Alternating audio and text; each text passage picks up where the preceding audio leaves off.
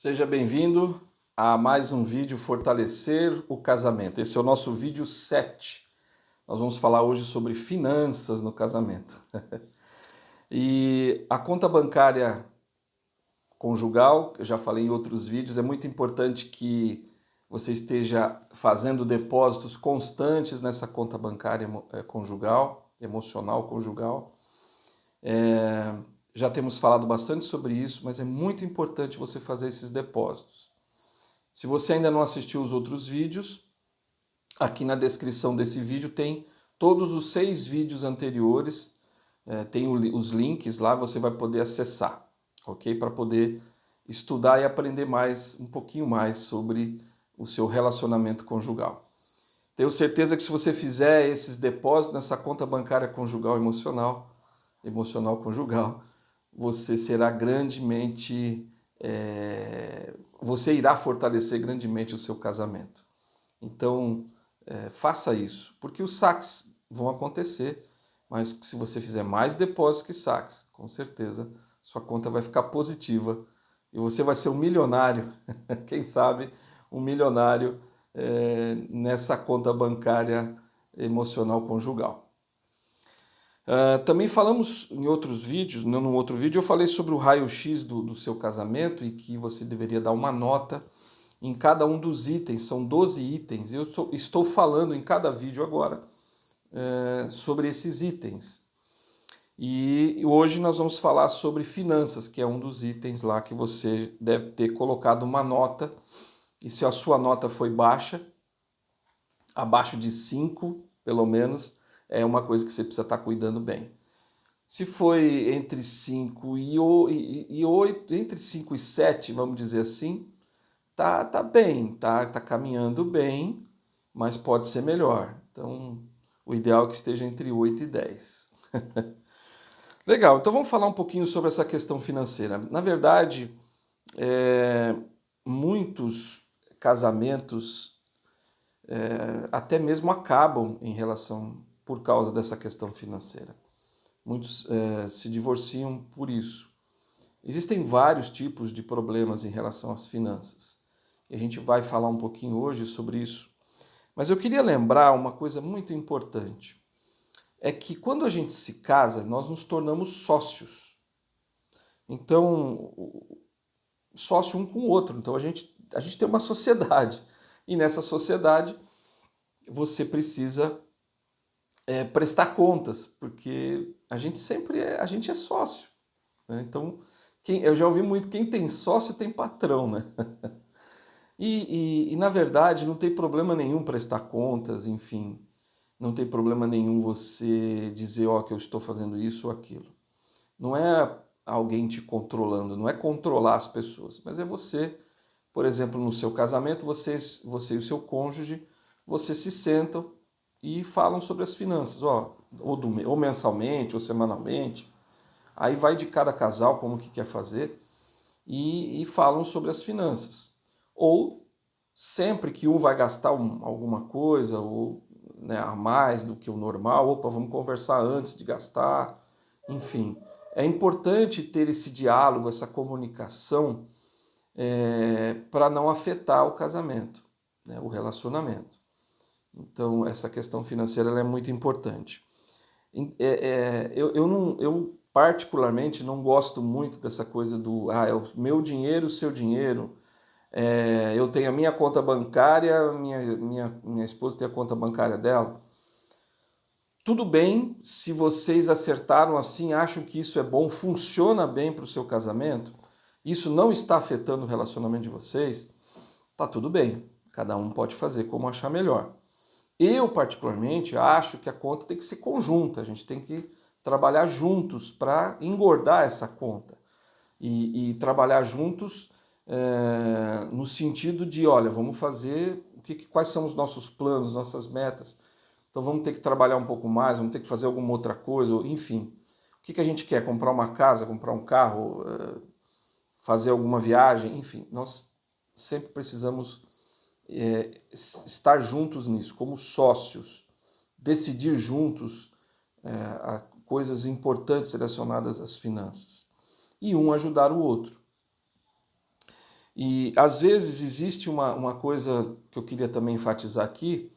Às vezes, pelo fato do marido estar trabalhando fora e a esposa cuidando da casa, dos filhos, o marido acha o seguinte: ah, não, eu trabalho fora, então eu tenho direito sobre as finanças.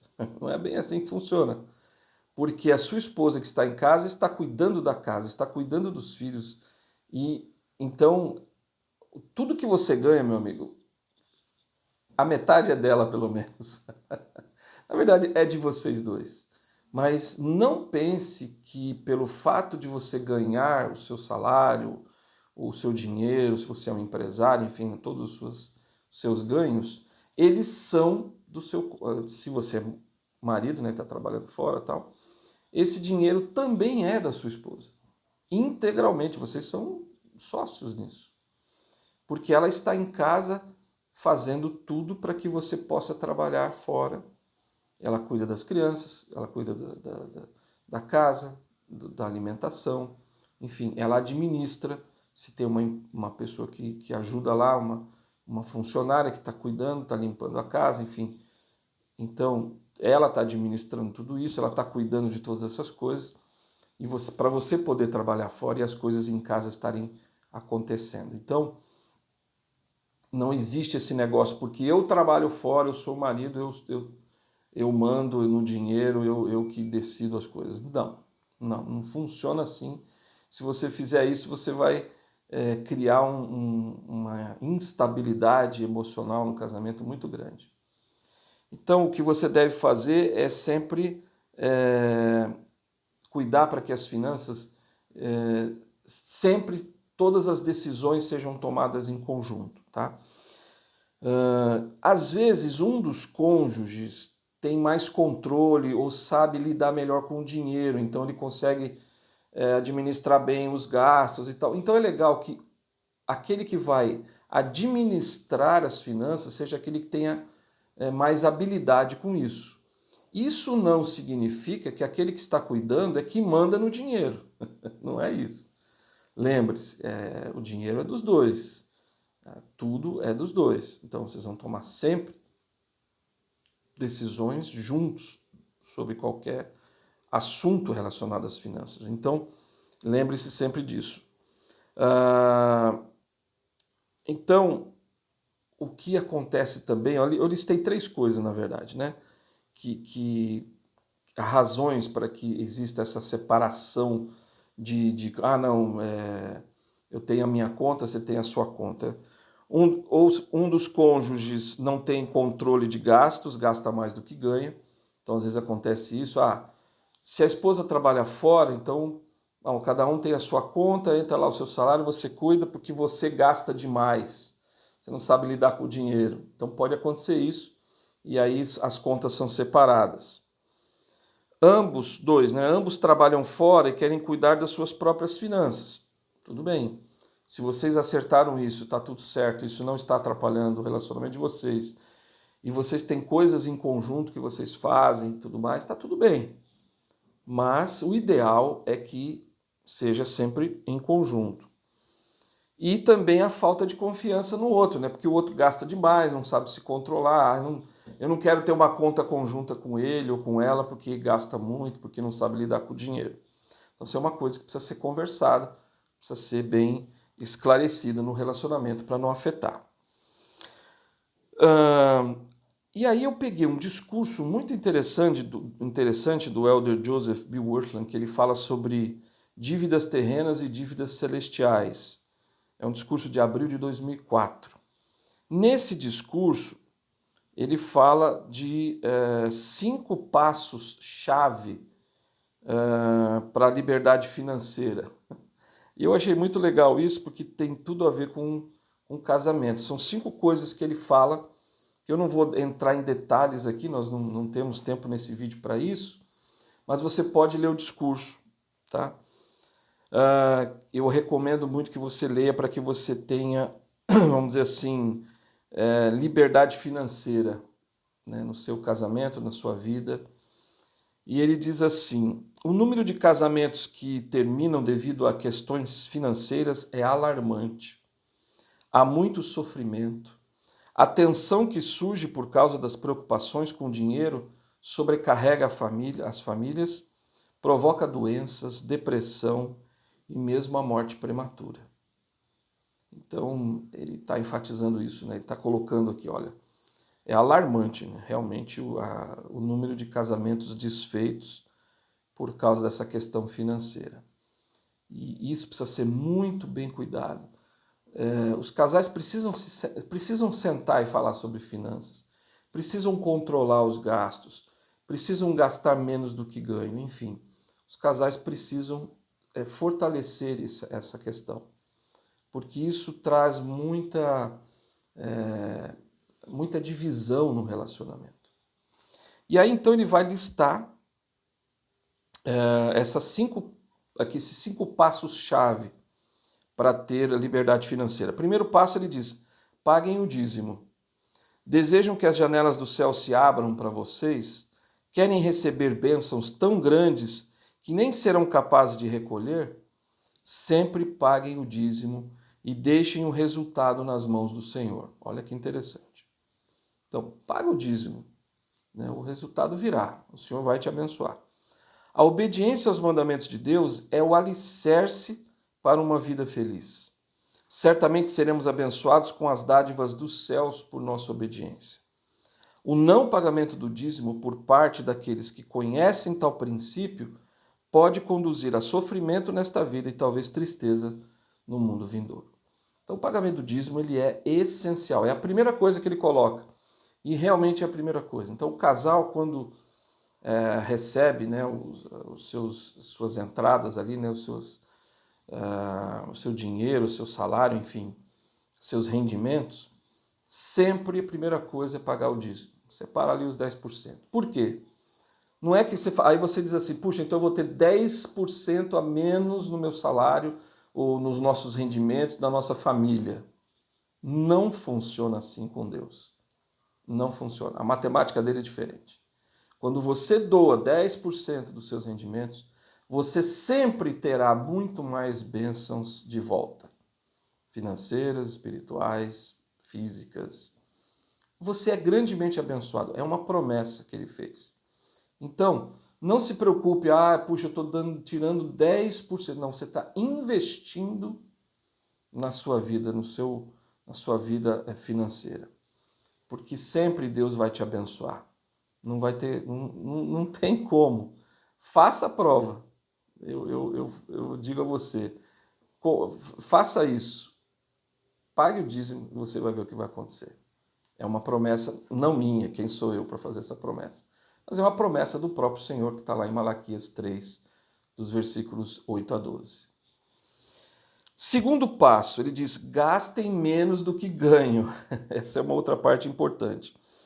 Eu já tive problemas financeiros na minha vida terríveis.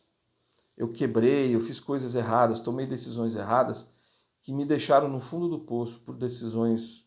Não porque eu não estava pagando dízimo, não tem a ver com isso, mas tem a ver com decisões erradas, em, por exemplo, gastar mais do que se ganha. E você entra em dívida, e as dívidas, os juros, e aí você acaba se afundando, né? Mesmo pagando dízimo. Porque o senhor também não funciona assim, né? Eu pago dízimo, vou ser rico, e não, é você que controla o dinheiro. É você, o senhor vai te abençoar, vai te proteger, vai te dar muitas bênçãos. Entretanto, é você que cuida do dinheiro. Então, eu sou uma testemunha viva desses erros cometidos e que trazem muita tristeza para a sua própria vida, para a vida da sua família. Então, ele está dizendo assim, este é um conselho simples, né? Gastar menos que ganha. Mas uma chave para a felicidade financeira. Com grande frequência, os gastos de uma família são governados mais por seus desejos do que por seus ganhos. De alguma forma, eles creem que sua vida será melhor se eles estiverem cercados por uma profusão de bens.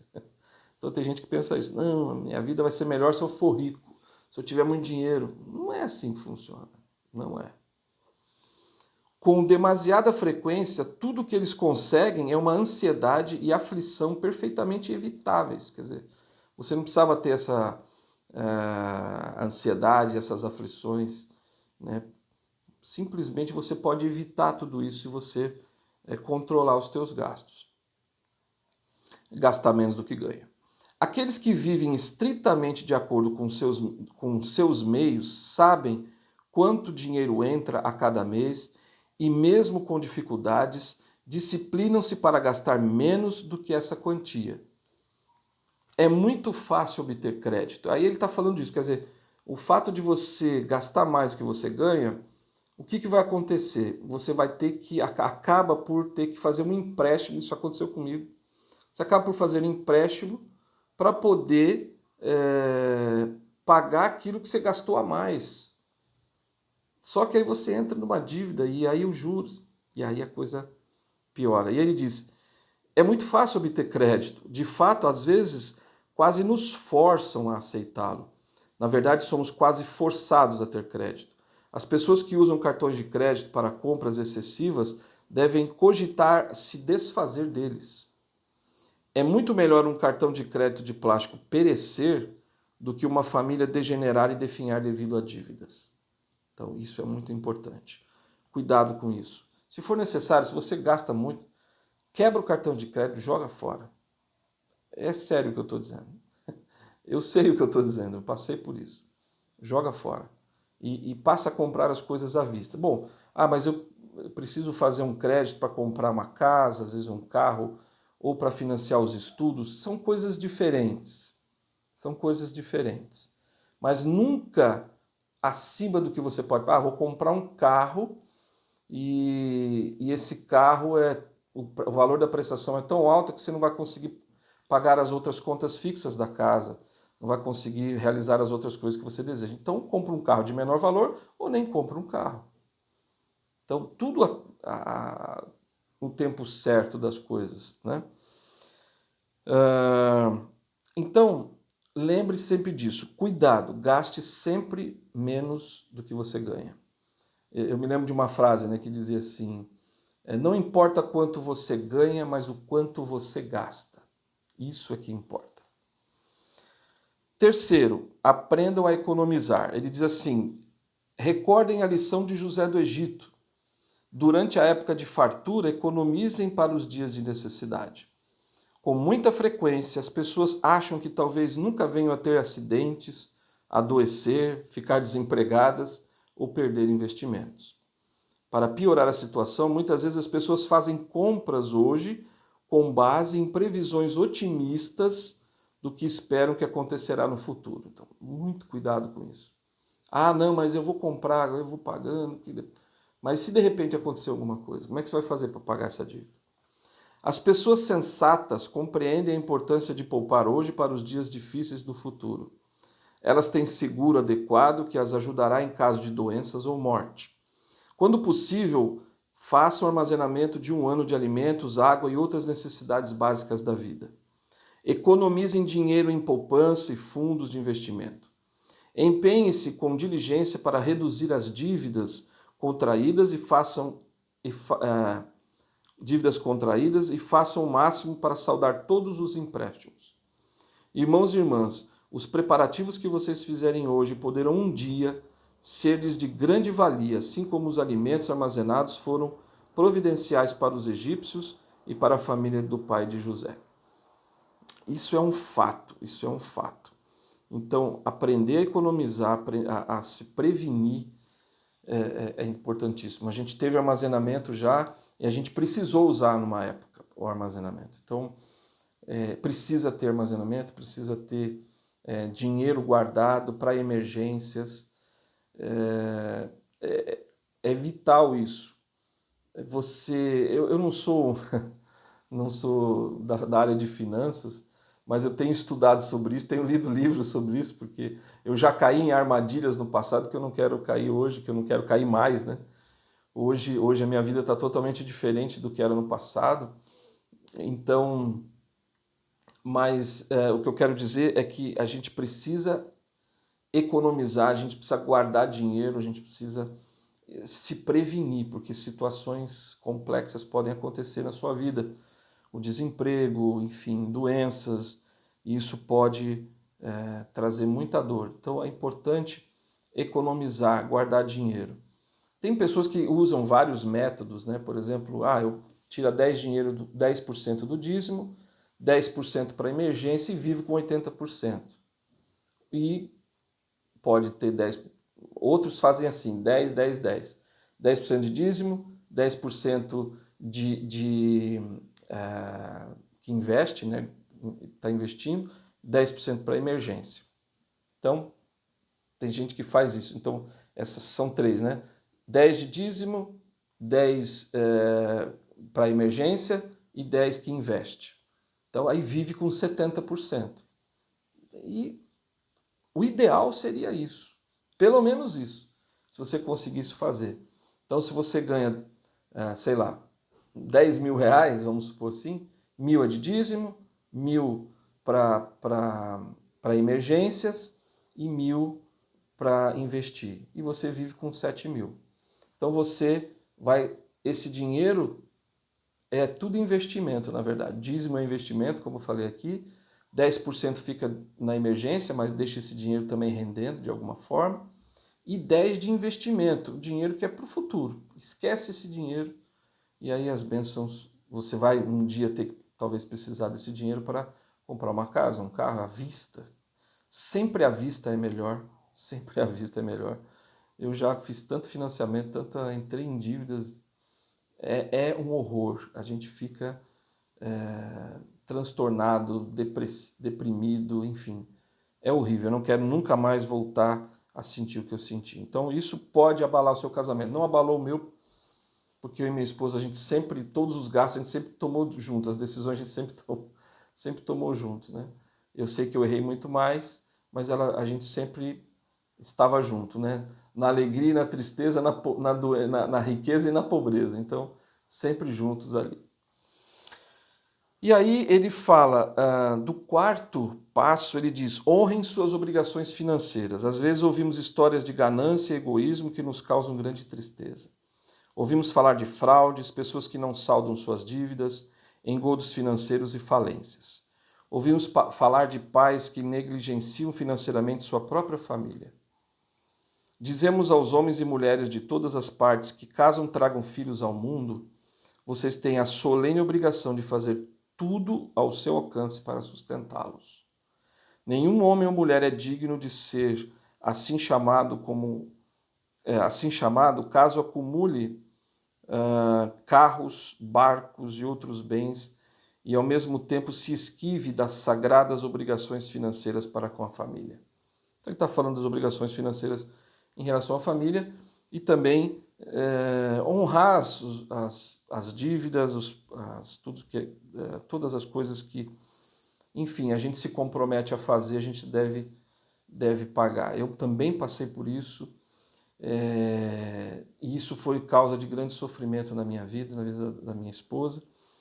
Felizmente nós vencemos isso. Foram momentos obscuros, momentos de trevas, que poderiam ter abalado o nosso casamento caso a gente não estivesse com a nossa conta bancária, emocional, conjugal bem gordinha, né? Com bastante depósitos. Mas a tristeza vem, os problemas financeiros, eles trazem muita dor e, como eu falei, eu sou prova disso. Então, o sentimento bom de quando as coisas estão bem financeiramente é muito bom. Mas não é questão de ser rico, de ter dinheiro, não estou falando nada disso. É de você ter suas contas em dia, é de você estar vivendo a lei do dízimo, é você estar guardando um dinheirinho, ter uma reservinha. Isso é que é muito importante, traz uma paz muito grande para você como pessoa e também para o seu relacionamento. E o quinto e último, ele diz assim, ensine os filhos a seguirem seu exemplo. Muitos de nossos jovens acabam em dificuldades financeiras por nunca terem aprendido em casa bons princípios financeiros. Ensine seus filhos enquanto eles ainda forem pequenos. Ensine que eles não podem possuir algo meramente por assim desejarem. Isso acontece muito. Dá-se muito, né, para os filhos, e eles não aprendem a cuidar, né? Ensine-lhes os princípios do trabalho árduo, da frugalidade. Frugalidade é simplicidade, né? Então, o trabalho árduo, a simplicidade e economia. Se vocês se considerarem capazes de ensiná-los, eis mais um motivo para começarem a aprender. Então você fala assim, mas eu não sou capaz. Aprende. Começa a estudar sobre os cuidados com as finanças. Há uma infinidade de recursos à disposição, cursos, livros, vídeos, enfim. Você pode procurar. Tem muita gente ensinando sobre finanças pessoais. Entre nós, há aqueles que foram abençoados com fartura até de sobra. Nosso Pai Celestial espera que usemos nossa riqueza para fazer mais do que construir celeiros para guardá-las. Peço-lhes que pensem no que mais podem fazer para edificar o reino de Deus. Peço-lhes que pensem no que mais podem fazer para melhorar a vida dos outros e dar-lhes luz e esperança. É muito importante essa questão de ensinar os filhos sobre isso, sobre economia, sobre o trabalho. Essa parte financeira é muito importante, a participação dos filhos nisso. Porque, infelizmente, eu acho que um dia a gente vai ter isso, mas hoje nós não temos não temos aulas na escola, no currículo, sobre cuidar das finanças. Nós não temos lá, infelizmente a escola não ensina isso, eu acho que seria muito importante. Mas em família você pode fazer, pode ensinar seus filhos a pagar o dízimo, pode ensinar seus filhos a trabalhar e ganhar o seu dinheirinho para conquistar algo. Eu acho muito importante isso. Mas também eu queria focar aqui nas últimas palavras dele, quando ele diz essa questão também de abençoar o reino de Deus através do dízimo e ajudar as pessoas através do jejum, e ajudar as pessoas também que pedem para você, que de repente precisam de ajuda. Nunca negue a alguém a ajuda. Não estou dizendo só com dinheiro, às vezes você pode ajudar de outras formas, mas se precisar de dinheiro também, se precisar abençoar a vida de alguém de alguma maneira, faça. A minha vida tem sido muito, muito abençoada por causa disso. Tem um vídeo meu, não vou entrar em detalhes aqui agora, você pode assistir um vídeo meu que chama-se Devo Dar Esmolas? Assiste esse vídeo, está lá tá lá no canal, né, na Central do Livro de Mórmon, e você pode assistir esse vídeo que eu conto uma experiência espiritual que eu tive em relação a isso. Então eu sei que abençoando a vida das outras pessoas com aquilo que você tem, você é grandemente abençoado. Mas não é para fazer isso para ser abençoado. Mas abençoando a vida das outras pessoas, não só você será abençoado financeiramente, como você vai ser muito abençoado no seu íntimo, como pessoa. Você vai se sentir bem, você vai se sentir fortalecido abençoando a vida de outras pessoas. Você vai se sentir muito mais feliz. E até tem uma frase que muito me toca, que diz assim: quem diz que dinheiro não traz felicidade é porque nunca doou o suficiente. Olha que interessante. Tem gente que fala assim, não, dinheiro não traz felicidade. Traz sim. Mas só traz felicidade o dinheiro quando você doa o dinheiro. Quando você paga seu dízimo, quando você paga o jejum, quando você, abençoa a vida de alguém. Quando alguém pede para você, vai lá e abençoa, ajuda, faça alguma coisa por ela. Então, isso vai fortalecer o seu relacionamento com Deus, com as pessoas e o seu relacionamento conjugal. Então, siga esses passos que aqui o Elder Worsley ensinou e eu tenho certeza que você vai ser muito mais feliz no seu casamento. Lembre-se sempre disso, vocês são sócios. Ninguém é dono do dinheiro em casa. Ninguém é dono da casa, a não ser os dois são sócios. Juntos vocês serão grandemente abençoados se fizerem isso. Isso acontece comigo, acontece com pessoas que estão à minha volta.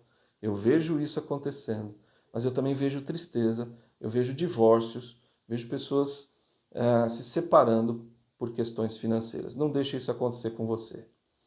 Te vejo então no próximo vídeo.